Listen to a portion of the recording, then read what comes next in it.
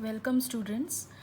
इस वीडियो में हम प्रश्नावली 6.4 के कक्षा 10वीं के सवाल हल करेंगे। पार्ट 6 त्रिभुज एनसीईआरटी के।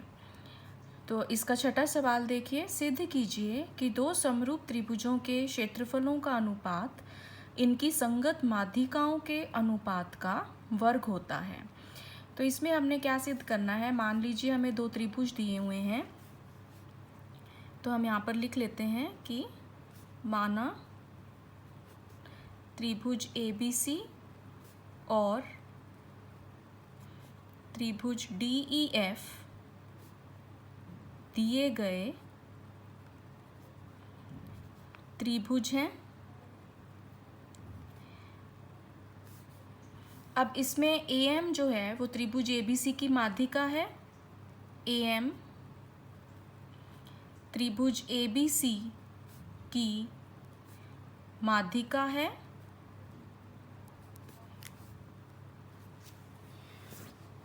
और DN त्रिभुज DEF की माध्यिका है। तो इसमें हमने क्या सिद्ध करना है कि इन दो त्रिभुजों के क्षेत्रफलों का अनुपात इनकी जो संगत माध्यिकाएं हैं उनके अनुपात का वर्ग होगा। तो अब इसमें हमें त्रिभुज ABC समरूप दिया है त्रिभुज DEF के, ये हमें दिया हुआ है। तो यहाँ से हमारे पास क्या आ गया, क्षेत्रफल ABC बटे में क्षेत्रफल DEF, इसका अनुपात जो है वो इनकी संगत भुजाओं के अनुपात का वर्ग होगा। ये हम पढ़ चुके हैं पहले। अब ABC और DEF समरूप हैं तो इनकी संगत भुजाएं समान अनुपात में होंगी। अब पहले हम ये देखें त्रिभुज ABM और त्रिभुज DEN में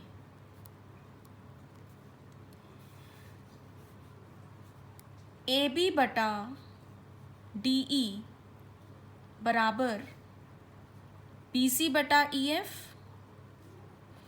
AB बटा DE का अनुपात BC बटा EF के बराबर है, क्योंकि त्रिभुज ABC समरूप है त्रिभुज DEF के।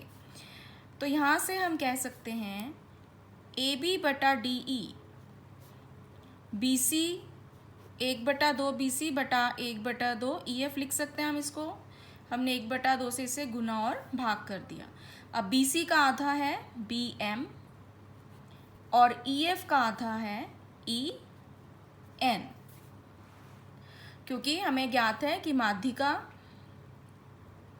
त्रिभुज की भुजा को समद्विभाजित करती है। तो यहाँ से हमारे पास आ गया AB बटा DE बराबर BM बटा EN। दूसरा एंगल B बराबर एंगल E, क्योंकि ABC जो है वो समरूप है DEF के। तो SAS कसौटी द्वारा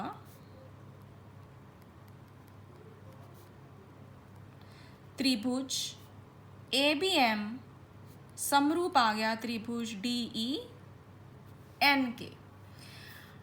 तो यदि दो त्रिभुज समरूप हैं तो उनकी संगत भुजाओं का अनुपात बराबर होना चाहिए। तो यहाँ से आ गया AB बटा DE बराबर AM बटा DN। ये दूसरा समीकरण आ गया। अब पहले और दूसरे समीकरण से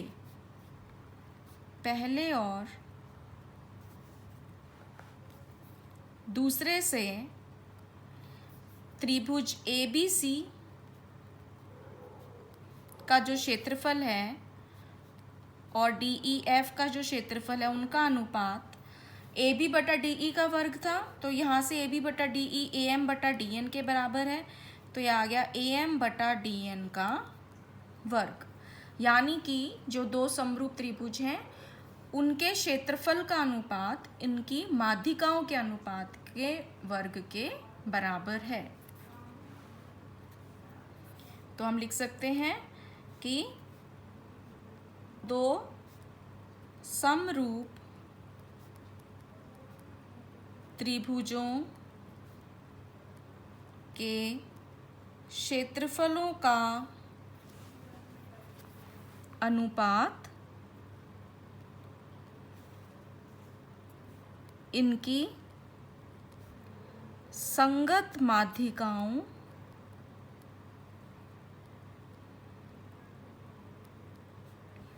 के अनुपात का वर्ग होता है। ये हमने सिद्ध कर दिया। तो इसी के साथ छठा सवाल समाप्त हुआ। अब आइए इसका अगला सवाल देखते हैं। अब इसका सातवां सवाल देखिए। सातवें सवाल में अब हमें दिया है, सिद्ध कीजिए कि एक वर्ग की किसी भुजा पर बनाए गए समबाहु त्रिभुज का क्षेत्रफल उसी वर्ग के एक विकर्ण पर बनाए गए समबाहु त्रिभुज के क्षेत्रफल का आधा होता है। तो अब इसमें हमने आकृति बनाई, पहले हमें एक वर्ग दिया है, तो हम लिख लेते हैं कि मान लो ABCD दिया गया वर्ग है। अब इसके हमने एक भुजा पर BCQ त्रिभुज बनाया और दूसरे पर APC त्रिभुज बनाया। तो त्रिभुज BQC और त्रिभुज APC समबाहु त्रिभुज हैं। अब हमें ज्ञात है कि सभी समबाहु त्रिभुज जो होते हैं वो समरूप होते हैं। तो यहाँ से हमारे पास आ गया कि त्रिभुज BQC समरूप है त्रिभुज APC के। अब हमने इसमें क्या सिद्ध करना है कि जो ये APC त्रिभुज है, जो BQC त्रिभुज है, वो उसका क्षेत्रफल APC बड़े वाले त्रिभुज के क्षेत्रफल का आधा है। ये हमने इसमें सिद्ध करना है। तो अब इसमें देखिए, अब इसमें सबसे पहले हम मान लेते हैं, माना वर्ग की भुजा बराबर A मान ली हमने, तो BC आ गया बराबर A, और जो विकर्ण है AC उसका मान आ गया वर्गमूल 2A। हमें ज्ञात है कि वर्ग के विकर्ण का मान कितना होगा, वर्गमूल 2A।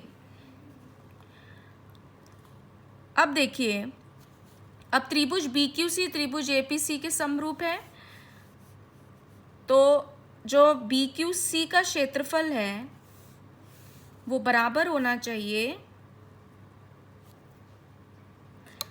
वो उसका अनुपात जो है APC से, वो किसके बराबर होना चाहिए, उनकी संगत भुजाओं के अनुपात के वर्ग के बराबर। तो BQC की भुजा अगर हम BC ले रहे हैं और APC की संगत भुजा कौन सी बनेगी, AC, तो उसके वर्ग के बराबर होगा, क्योंकि त्रिभुज BQC समरूप है त्रिभुज APC के। तो अब हम यहाँ पर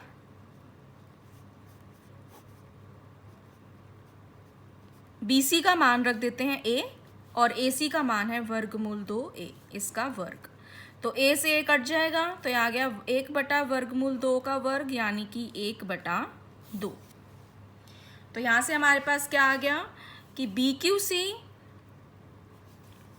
का जो क्षेत्रफल है वो एपीसी के क्षेत्रफल का आधा है।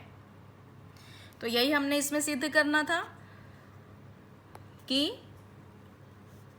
वर्ग की किसी भुजा पर बनाए गए समबाहु त्रिभुज का क्षेत्रफल उसी वर्ग के विकर्ण पर बनाए हुए समबाहु त्रिभुज के क्षेत्रफल का आधा होता है। Hence proved.